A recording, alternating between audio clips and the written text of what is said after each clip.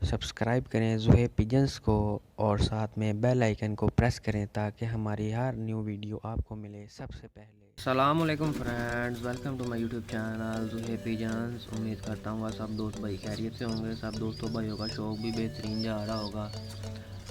मैं भी आप दोस्तों की दुआओं से ठीक हूँ, अल्लाह पाक का शुक्र है। दोस्तों आज मैं आपको अपने सब्ज़ा कबूतर कह लें, हरा कबूतर कह लें, उसका शो करवाऊँगा।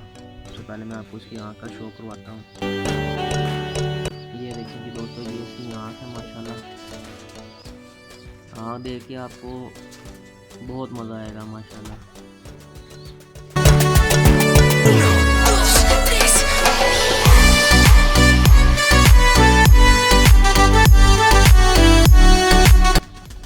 हो रहा है बेसिकली पकड़ता नहीं ना हूँ अपने जोड़े वाले कबूतरों को, ठीक है। ये इसकी दूसरी साइड की आँख है।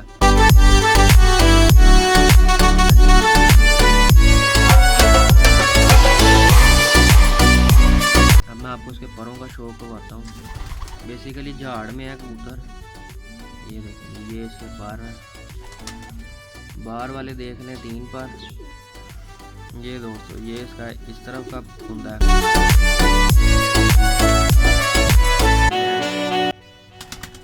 उसके बाद मैं आपको दूसरी साइड का पर दिखाता हूँ।